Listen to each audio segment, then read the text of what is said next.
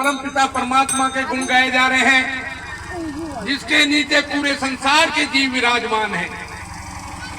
कहा जाता है अगर दया धर्म का मोल है, पाप मोल अभिमान, और जो पगागर रखो तो कोटन यज्ञ समान। किसी संत को मिलने के लिए जब जाते हो तो बड़ा लंबा रास्ता लगता है। प्यारे भाइयों, वह मेरी माता और बहनों, हमारे शास्त्रार्थ के अंदर लिखा है अगर सतगुरु दिल का चांदना बिन सतगुरु अंधेर, और जाहे सतगुरु ना मिले हो शेर जबर का फेर। बिना गुरु गति नहीं, 3.5 करोड़ वर्ष तक नरक भोगता एक जीव। और भगवान कहते हैं जो गुरु का भक्त है सो मेरा भक्त है, और जो गुरु का भक्त नहीं, भगवान कहते हैं मैं उसके स्वयं सामने खड़ा हो जाऊं, मेरा दर्शन करना भी योग्य नहीं। बिना सतगुरु के जोत बत्ती पाठ पूजा धर्म यज्ञ तीर्थ स्नान एक ना के समान मट्टी के समान है। उसके हाथ का कोई देवी देवता भी स्वीकार नहीं कर सकता। लेकिन किसी भी गुणगान गाने से पहले, और हमारे धर्म शास्त्र के अंदर लिखा है गुरु की वाणी को मन के अंदर सुमरन करना पड़ता है। भाई 3 लोक ना खंड में गुरु से बड़ा न कोई, और करता करे न कर सके भाई गुरु करे सो हो। अपने अपने गुरु के मन के अंदर पल भर के लिए उनको अपने अंदर सुमरो, और सुमरोगे तो परम पिता परमात्मा का हाथ तुम्हारे सिर पे होगा। आज हमारे स्टेज के ऊपर कलाकारों ने एक एक वाणी एक एक अक्षर ऐसा निकाल दिया है समझने वाले के लिए, जो उनको अंदर रखेगा तो आत्मान में ऐसे समझो जैसे लोग कहते हैं कि हम गंगा जी नहा के आए हैं, हम तीर्थ करके आए हैं। लेकिन आज इस स्टेज पर अगर बहन बेटी होती तो कितनी जनता टूट के पड़ती। लेकिन नहीं, असली धर्म हमारा क्या है?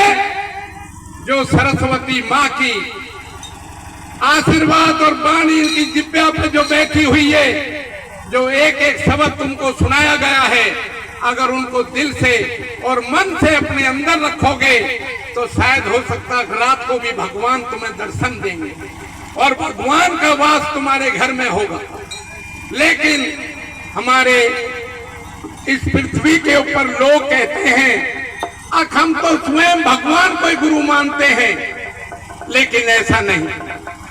नारद मुनि ने 85 साल तपस्या की। अरे नारद मुनि ने 85 साल तपस्या की, लेकिन उन्होंने कोई गुरु धारण नहीं किया।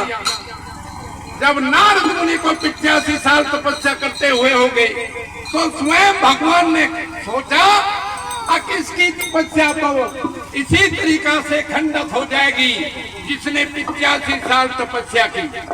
अब इसको ज्ञान देने के लिए हम अपना रास्ता दिखाते हैं।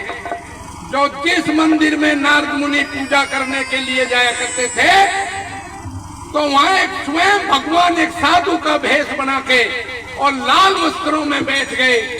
जब नारद मुनि अपने घर से चल के आए और जोत बत्ती करके और महात्मा के लिए नमन करके जब घर के लिए वापस निकलने लगे, तो नारद मुनि से महात्मा कहने लगे, रे नारद मुनि बात सुनो, गुरु धारण कर लिया? नुके नहीं महाराज, नुके तो तेरी ये जोत बत्ती सब मट्टी के समान है। उस महात्मा ने उठा के उजलता हुआ दीपक और नारद मुनि के सामने फेंक के मारा। नारद मुनि के दिल पे बड़ी चोट लगी और कहने लगे, हे महाराज, मैं तो आपके नेम धर्म और सच्चे दिल से पूजा कर रहा हूँ, आपने क्या किया? नुकेरे नारद मुनि, आप निगुरु हो, और जब तक गुरु धारण नहीं करोगे, जब तक तुम्हारी जोत बत्ती पाठ पूजा धर्म यज्ञ तीर्थ स्नान एक मट्टी के समान है। तुम्हारे हाथ का तो कोई देवी देवता भी स्वीकार नहीं कर सकता। तो नारद मुनि हाथ जोड़ के कहने लगे, हे महाराज, अब मैं क्या करूं? अकाल को कुछ नहीं करना है, चले जाओ घर पे और सो जाओ। सुबह 4 बजे खड़े होके और नहा धो के गांव से बाहर रास्ते में बैठ जाना। जो भी सबसे पहले आपको मिल जाए उन्हीं के पैर पकड़ के छोड़ना नहीं। उन्हीं के लिए गुरुबाणी निकाल देना। मेरे तो सतगुरु महाराज आप हो। प्यारे भाइयों बहनों, जिसकी 85 साल तपस्या पल भर में खंडित कर दी, उसको कैसी नींद आएगी। नारद मुनि घर पे जाके सारे रात माथे को पकड़ के बैठे रहे। सुबह 4 बजे खड़े हो गए और नहा धो के गांव से बाहर रास्ते में बैठ गए। अब 4 बजे कौन आएगा। लेकिन मछेरा मच्छी पकड़ने के लिए कंधे पे जाल धर के निकला जा रहा था। नारद मुनि ने उस महात्मा का वचन मिला हुआ था, अब जो भी सबसे पहले आपको मिले उसी के चरण और उन्हीं के लिए गुरुबाणी निकालनी है। तो मजबूरी होगी नारद मुनि को मछेरा के पैर पकड़ के और बैठ गए। मछेरा कहने लगे, रे नारद मुनि आप तो स्वयं संत और महात्मा हो और मैं तो एक अत्याचारी और पापी हूँ। मैं तो मच्छी पकड़ने के लिए जा रहा हूँ। लेकिन उसको उस महात्मा का वचन मिला हुआ था। जब नारद मुनि को मछेरा के पैर पकड़ते हुए काफी समय होगा तो मछेरा ने सोचा कब तो इसने रतन बना ली है, दिल के अंदर मैं रम चुका हूँ। तो मछेरा ने नारद मुनि के सिर पे एक हाथ रख दिया। अब जाओ नारद मुनि, भगवान तुम्हारी भक्ति पूरी करे। उसने भी आगे के लिए धकेल दिया। लेकिन नारद मुनि के दिल में जहर घुल गया। 85 साल तपस्या की और फिर भी गुरु मिले पर मछेरा मिले। पर लगा दी, जबकि गुरु के अंदर पर लगाना, तुम्हें की भावना रखना एक बहुत बड़ा दोष होता है। गुरु की निंदा सुनना और बहन की गाली एक बराबर का दर्जा हो जाता हमारे वेद के अंदर। लेकिन सारे रात नींद नहीं आई। नारद मुनि फिर जोत बत्ती लेके सुबह उसे फिर मंदिर में पूजा करनी थी तो वहां से चल दिए। तो वे भी स्वयं भगवान भी एक साधु का भेष भर के उसी मंदिर में बैठ जाते हैं, लाल वस्त्र पहन के। जब नारद मुनि मंदिर के गेटन पे पहुंचे तो महात्मा दूर से दूर कहने लगे, नारद मुनि वहीं खड़े हो जाओ, अंदर आने की जरूरत नहीं। गुरु धारण कर लिया। अखे महाराज कर तो लिया पर मछेरा। पर कहते ही नारद मुनि ने जब कहा कर तो लिया महाराज पर मछेरा, महात्मा को क्रोध पैदा होगा। महात्मा को क्रोध पैदा होकर कहने लगे, भाग जा वापिस अपने गुरु के चरणों में। गुरु धारण करने के लिए लख 84 होनी तेरे को दोबारा भोगनी होगी। अपने गुरु के पास पहुंचो। जब नारद मुनि अपने गुरु के पास मछेरा के पहुंचे, जब उदासी देखी मछेरा ने कहने लगे, नारद मुनि क्या बात है। अखे गुरु महाराज मेरे को तो बहुत बड़ी भूल और गलती होगी। मैं महात्मा के पास गया, वे कहने लगे गुरु धारण कर लिया। खे महाराज कर तो लिया पर मछेरा। पर कहते उनको क्रोध पैदा होगा। कहने लगे मछेरा, नारद मुनि वे कोई महात्मा नहीं है, स्वयं भगवान बैठे हुए तेरी परीक्षा लेने के लिए। उस महात्मा पे लिखवा कर ले आओ कितनी योनि भोगनी है। जब मछेरा वहां नारद मुनि पहुंचे और हाथ जोड़ के कहने लगे, खे महाराज मेरे को लिख के दे दो कितनी योनि भोगनी। अरे भोगनी है तेरे को 85 साल।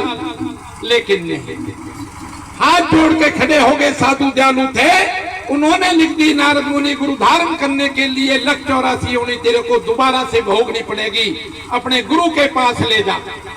नारद मुनि जब अपने गुरु के पास लेगा तो मछेरा पढ़ने लगा तो हंसने लगा।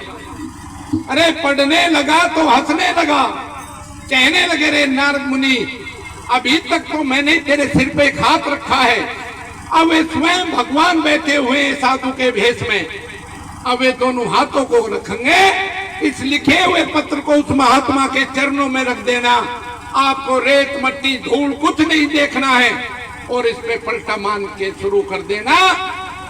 जब महात्मा कहे, रे नारद मुनि बात सुन बेटा, आपको नहीं बोलना है। महात्मा को अपना सिंहासन छोड़ के खड़ा होना पड़ेगा और आपके हाथों को जकड़ेंगे। आप कहना, खे महाराज जो लख 84 आपने लिख के दिए उनको भोग रहा हूं, तो महात्मा के दोनों हाथ तेरे सिर पे आएंगे। नारद मुनि ने लिखा हुआ पत्र उस महात्मा के चरणों में रख दिया और उस पर लौट के पलटा मारने शुरू कर दिए। महात्मा कहने लगे, रे बात सुन बेटा नारद मुनि, लेकिन नहीं सुनी। महात्मा जालू थे, उन्हें खड़ा होके और नारद मुनि के दोनों हाथ जकड़ लिए, हाथ जोड़ के कहने लगे कि महाराज, जो लख 84 आपने लिख के दिए उनको भोग रहा हूं। तो महात्मा के दोनों हाथ नारद मुनि के सिर पे आ गए।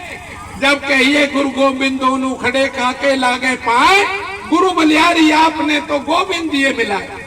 बिना सतगुरु के जोत बत्ती पाठ पूजा मट्टी के समाने, ना के समाने, इंसान को नरक भोगना हो जाता है। गाय न्याणे की बहू, अरे कोई तो बताओ, ठिकाने की गाय न्याणे की बहू ठिकाने की, पानी पी जा छान कर गुरु खन्ना जान के।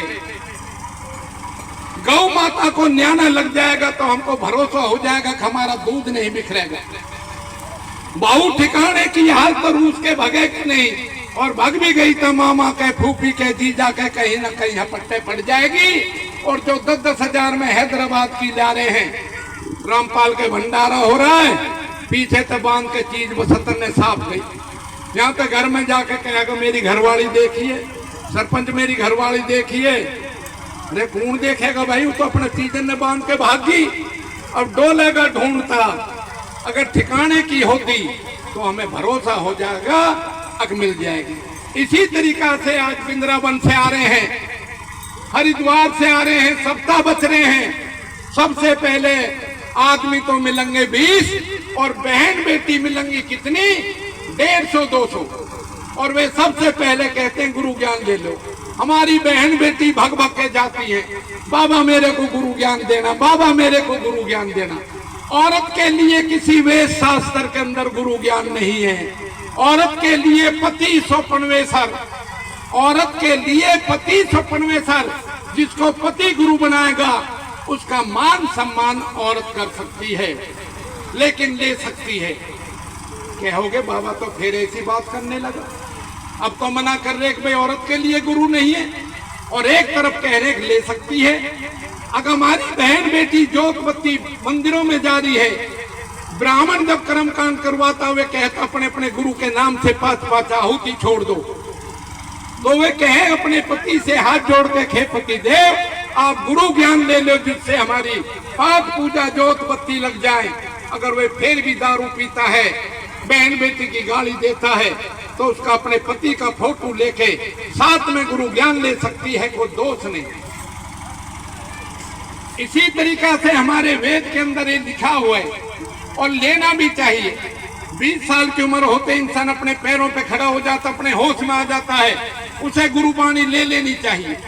गुरु की कभी शिकल ही मत देखो, गुरु के चरणों पे ध्यान दो। अच्छा कर रहा अपने लिए, बुरा कर रहा अपने लिए, कर्तम सो भोगतम, जैसा कोई करेगा वैसी उसको भरना पड़ेगा। ये हमारे वेद के अंदर लिखा हुआ है, नहीं समझ मारी, ये हमें लिखा हुआ है। आज हमारी बहन बेटी पूजा करती है, बर्तन में लग रही है, शनिचर एतवार सोमवार मंगल शुक्र ओ भागा दौड़ी में लग रही है। अरे बड़े अफसोस की बात है, तुम घर गृहस्थी की रहने वाली बहन बेटी हो, तुम हफ्ता में 7 दिन व्रत कैसे कर पाओगी, कैसे कर पाओगी? व्रत का नाम बरताना है।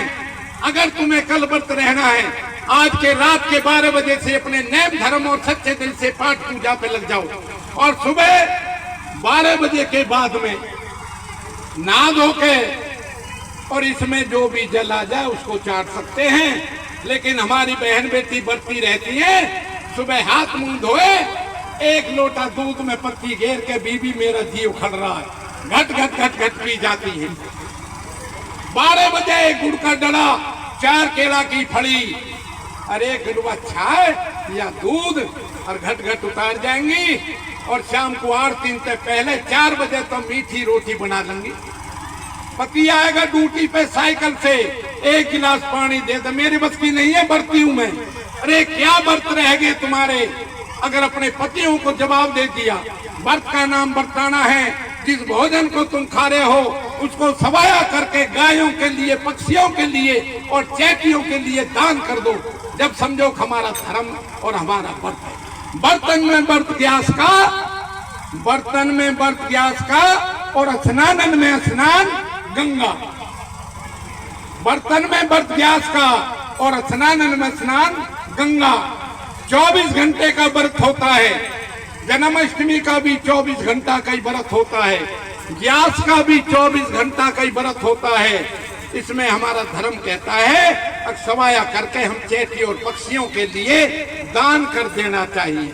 हमारी बहन बेटी जा रही है मंदिरन में, एक दूसरे की निंदा कर रही है, एक दूसरे की बुराई कर रही है। अरे मंदिर में जाने के बाद में अगर पड़ोस में भी झगड़ा है, जार जिठानी का भी झगड़ा है, मत बोलो, लेकिन चेहरे पे मुस्कुराहट रखो, जो भगवान के घर में भी तुम्हारी पूजा स्वीकार हो जाए। लेकिन ऐसा नहीं, अज्ञानता पा रहे हैं। जब मन को दया धर्म में रखोगे तो सब कुछ हो जाएगा। पहले बड़े बड़े एलपी गाड़ी होती थी पंजाबियों पे, सेठों पे, उसमें लिखा हुआ होता था अगर मंदिर पूजा रोज करो, तीरथ करो बार बार, मन में दया धर्म नहीं तो सब कुछ है बेकार। जब मन के अंदर तुम्हारी दया धर्म नहीं है, कुछ नहीं है, तो मिट्टी के समान, एक ना के समान है। तुम्हारे हाथ का कोई देवी देवता भी स्वीकार नहीं कर सकता। इसलिए हमारा धर्म कहता है जो दूसरे जीव पे प्राणी, भगवान ने कहा रे जीव, जो मैं तेरे को इस पृथ्वी पे भेज रहा हूँ, तुम्हारा क्या कर्तव्य है? अब प्राणी मात्र पर दया करो, प्राणी मात्र पर दया करो। जब समझो हमारा धर्म का रास्ता। अरे तुम्हारा परिवार 10 आदमी का सुबह से शाम तक 2 किलो आटे की रोटी बना के खा रहे हैं। उस 2 किलो आटे में से या तो थोड़ा सा आटा या थोड़ा नाज चैटियों और पक्षियों के लिए दान कर दो, अलग ही आनंद आता चला जाएगा। कहा धन चाहे तो धर्म करो, मुक्ति चाहे तो भजो राम। और धर्म का दान अगर करते रहोगे तो भगवान कभी घाटा नहीं आने देगा। भगवान कभी घाटा नहीं आने देगा। या आने देगा? तो प्यारे भाइयों, मेरी बहनों, स्कूल के अंदर बच्चे जाते हैं, 10 गांवों के बच्चे होते हैं, लेकिन उनको ये शिक्षा दे दो स्कूल के गेट के अंदर बढ़ के एक माँ एक बाप की संतान बन जाओ सब। जब समझो भगवान का हाथ तुम्हारे सिर पे होगा और उस परमपिता परमात्मा की शिक्षा मिलती चली जाएगी।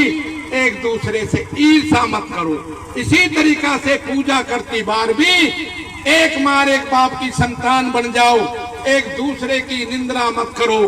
कहा कि निंदा करने वाले के शुभ कर्म नष्ट हो जाते हैं।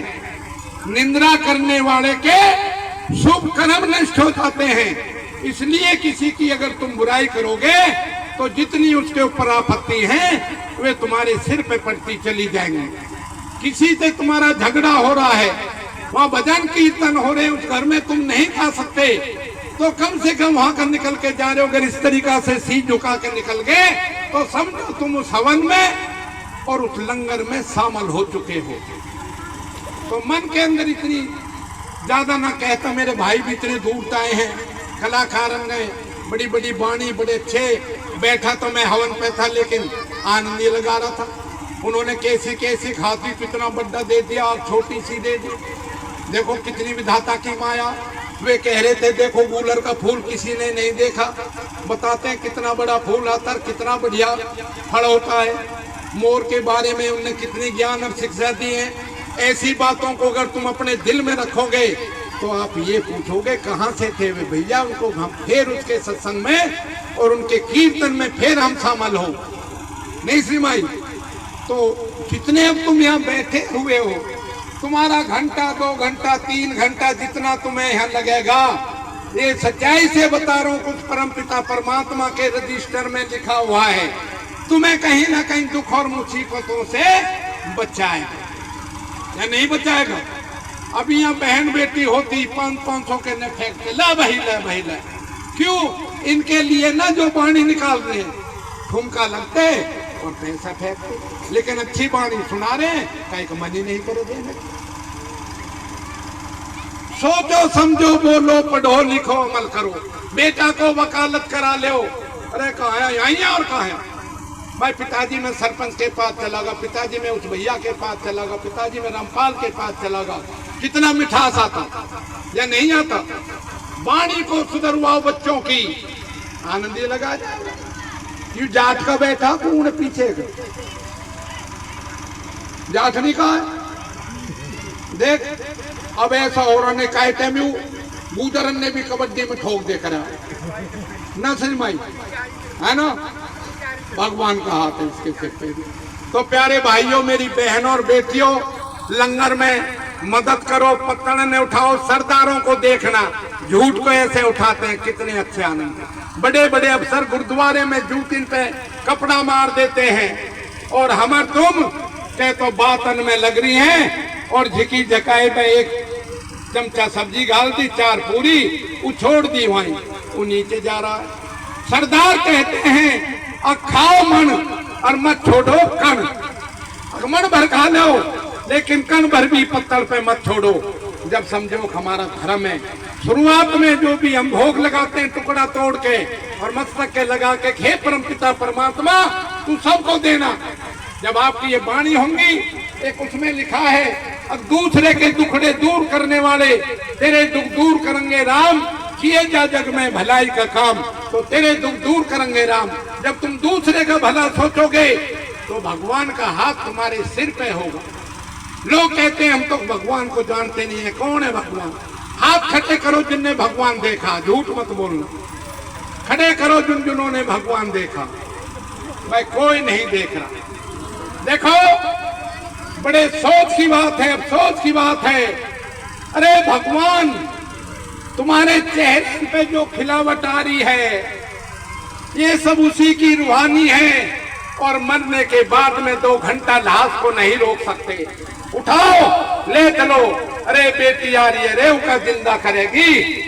बड़े अफसोस की बात है। लोग कहते हैं कहाँ है भगवान? भगवान ने हंस के कहा, रे बेवकूफ इंसान, मैं तेरे को कहीं नजर नहीं आता। अरे माँ के गर्भ में एक छोटा सा मंद गिरता जैसे मुंह से नीचे थूक दिया हो, और उस छोटे से मंद को माँ के गर्भ में गिरने से आज लगा तलवा से चोटी तक इतना बड़ा पुतला बना के तैयार कर दिया। आंख देखने के लिए दे दी, आवाज बोलने के लिए दे दी, अलग अलग रूप धारण दे दिया, चेहरे पे खिलावट होगी। भगवान दिखा नहीं दिखा है? लोग कहते हैं भगवान ने जब कहिए नहीं दिखा। अरे वैज्ञानिक, मैंने जो इस शरीर को बनाया है, तुम्हारे माँ बाप की मेहनत, मट्टी का पुतला, इसमें जो मैंने प्राण डाला है, अब खाली इस प्राण को झटक के ले जाऊंगा। क्या वैज्ञानिक तू इसमें प्राण डाल सकता है? जब खोपड़ी में टक्कर लगती, हे परम शक्ति तेरी माया तू ही जाने, एक छोटे से मत से क्या बना बैठा दे। क्या आनंद आ रहे हैं, कैसे कैसी आग दी है, कैसा कैसा रूप धारण दिया है। लोग कहते हैं माँ के पेट में बच्चा होता है, माँ दूध पीती है और अच्छा घट घट पी जा तो बच्चा भी पलता चला जाए। ये भी सत्य है कि माँ दूध पिएगी तो बच्चे को भी खुराक जाएगी। लोग कहते हैं माँ सांस लेती है, बच्चे को सांस जाता इसलिए जिंदा होता है। ये भी सत्य है कि माँ सांस लेगी तो बच्चे को भी सांस जाएगा। लेकिन प्यारे भाइयों, मेरी बहनों और बेटियों, मोरनी का अंडा होता, मुर्गी का अंडा होता तो झल्लीन के बीच में बच्चा होता है, कहीं बाल जैसा सांस लेने के लिए जगह नहीं होती। लेकिन परम पिता परमात्मा वहां भी प्राण दे रहा है। 9 महीने तुम माँ के पेट में लोटे रहे, 9 मिनट के लिए तुम माँ के पेट में लोटे रहे। अगर 9 मिनट के लिए तुम्हारे नाथों और होठों को भींच दिया जाएगा तो मरेगा भी ना, तो भाई जिंदा भी नहीं। ये उस परम पिता परमात्मा की माया है, उसको भूलना एक हमारी अज्ञानता है। मानोगे तो आवाज और नहीं तो इंसान बर्बाद। मानोगे तो आवाज, नहीं इंसान बर्बाद। भगवान ये नहीं कहता सारे दिन राम राम करते रहो। कितना भी कठोर आदमी 50 बार राम राम कहो मरा मरा आएगी, मरा मरा कहो राम राम आएगी। वाल्मीकि ने खूब शिक्षा दिवाई लोगन ने, अगर भाई राम राम नहीं मरा मरा कहूँगा, कहे उसने मरा मरा कही 50 बार तो राम राम आ गई। उल्टा नाम जपा जब जानी बाल्मीक होए ब्रह्म समानी। उल्टे नाम जपने से ही देखो आज उनके साधु संत ब्राह्मण उनके इतिहासों को ग्रंथों को सामने धर के पढ़ रहे हैं। इंसान सोचे अब से पहले मैंने कितने अत्याचार कर दिए, अब से पहले कितनी गलती होगी, छोड़ दो पीछे की गलतियों को और आगे के लिए अच्छे संगत और सत्संग में बैठ जाओ। भगवान का हाथ तुम्हारे सिर पे हो तो चला जाएगा, उसको रोक नहीं सकता। तो ज्यादा ना कहता हुआ, अगर कोई गलत शब्द निकल गया हो तो मैं उसकी माफी चाहता हूँ। मुंह का बोल और बिंदु की गोली कभी वापस नहीं आती है, उसकी इंसान को क्या है माफी ही मांगनी पड़ती। तो प्यारे भाइयों, मेरी बहन और बेटियों, सत्संग में बैठी हो और बैठना घंटा 2 घंटा के लिए इतनी दूर से जो आए हैं, ये साज भी एक किस्म का स्वयं भगवान का रूप होता है। कलाकार जब करते हैं अपनी वाणी को तो ये भी साज के लिए नमन करते कि मेरी इज्जत बचाना अब तुम्हारा काम है। जो उसको बजा रहे हैं उनको भी ये ज्ञान हो जाएगा कि साज के नहीं तुम्हारे पैर लिए जा रहे हैं। गुरु से बड़ा चेला जो माना गया है वो यहाँ ही शिक्षा ज्ञान पैदा होता है इसी सब। तो प्यारे भाइयों और मेरी बहन और बेटियों और भाई कलाकारों, मैं तो ये कहूँ कुछ अपने गुरु के नाम से, और सरस्वती माँ का इतना बढ़िया हाथ है तुम्हारे सिर पे, लगे रहो वाणी में। लेकिन एक ध्यान करना, सुल्फा पीना, शराब पीना और कलाकार को ऐसे ऐसे लोग होते हैं किसी तरीका से इसके कंठ को छीन लो। छिनवाड़ों वाला तो भी बैठा है, लेकिन जब कुहाड़ी से लताने धोगे और भगवान पे दोष दोगे तो कुछ नहीं है। बस ये नशा से बचते रहना और उसके बाद में उस परम पिता परमात्मा का तुम्हारे सिर पे हाथ होगा। जय श्री राम, जय श्री राम।